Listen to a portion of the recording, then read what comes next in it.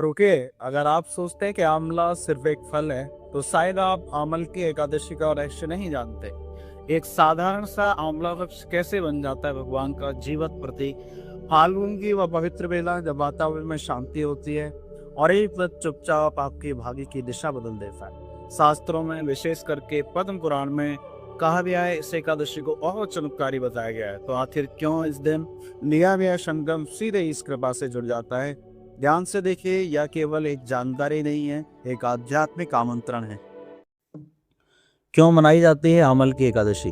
फाल्गुन शुक्ल पक्ष की एकादशी को आमल की एकादशी कहा जाता है। आमल की यानी आंवला शुद्धता, आरोग्य और दिव्य ऊर्जा का प्रतीक।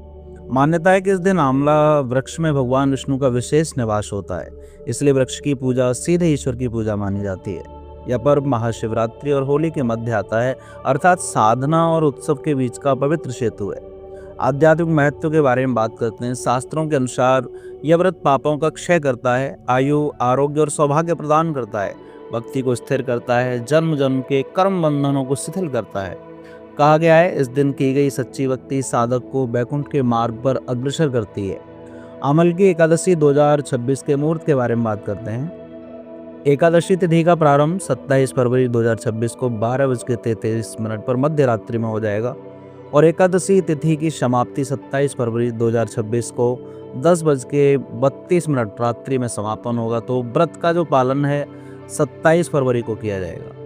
पारण का समय रहेगा 1 मार्च 2026 को प्रातःकालीन वेला में 6:46 से लेकर के 9:05 तक।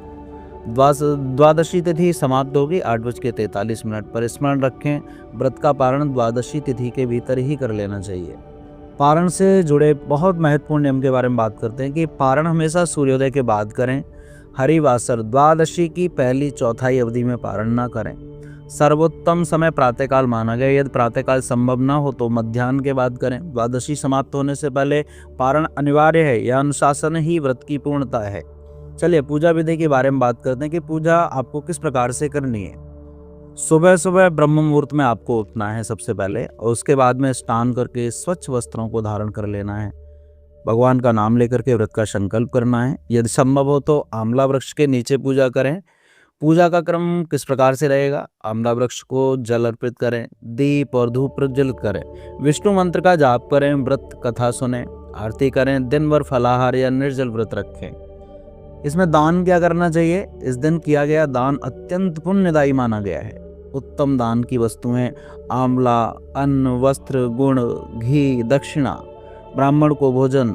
दान का भाव शुद्ध और निस्वार्थ होना चाहिए, ये विशेष आपको ध्यान रखना दान करते समय। सूक्ष्म और आध्यात्मिक रहस्य के बारे में बात करते हैं कि आंवला वृक्ष को धर्म का जीवित प्रतीक कहा गया है।